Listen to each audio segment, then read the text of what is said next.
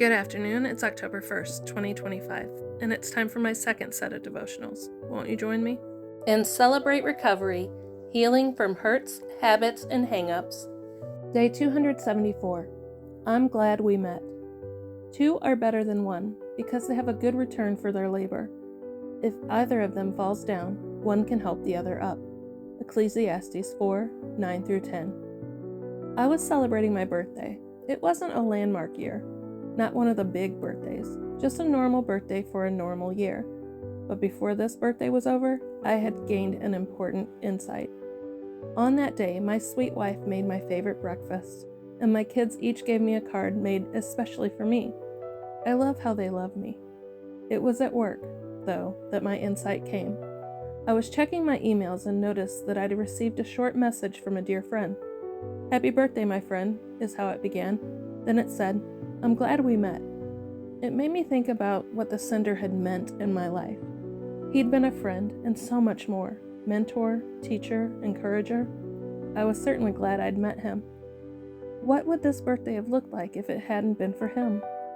There are people like this in our lives, people who have cared enough to serve us as they would the Lord. Those people are the encouragers, the lovers, the challengers, the prayers, those who never fail to believe in us, and those who are always there for us, keeping us focused on the road of recovery ahead. These are the people we are very glad we met. Prayer. Lord, thank you for the people you've placed in my life. I know I didn't meet them by accident. They were all a part of your plan for me. In Jesus' name, amen. And in my quiet time devotional, Day 274, Misplaced Love. For the love of money is the root of all kinds of evil, and some people, craving money, have wandered from the true faith and pierced themselves with many sorrows. 1 Timothy 6:10. Paul warned young Timothy that wrong behaviors and painful results can often be traced back to an unhealthy pursuit of money.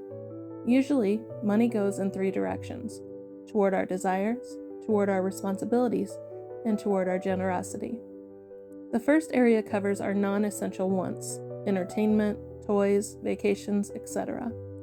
The second covers the cost of living: mortgage or rent, utilities, vehicle expenses, food, clothing, and other necessities. The third area has to do with charitable giving: worshiping by giving back to the Lord part of what He has first given us, contributing to local charity organizations or missionaries, or donating to help a family in need. Is that the order in which you spend your paycheck? First your desires, then your responsibilities, and finally, if there's any left over, you might give to help someone else? Actually, your money allocation should be exactly the opposite.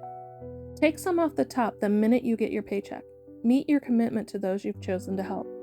Next, take care of your responsibilities. A savings plan in this area would be a wise investment. Finally, have a little fun. Paul doesn't say that money is the root of all kinds of evil. It is the love of money that can get us into trouble. When you recognize that all you have is from God by giving right off the top to Him, you will keep your money in the right perspective. What's your attitude toward your money? What should your attitude be? I used to have a misplaced love of money, thinking that it was all mine, right? Not that it was God-given. But now that I've changed my love to love of God, I can honestly say, I'm glad we met, Jesus. You've changed every part of my life for the better. I hope you have a blessed day.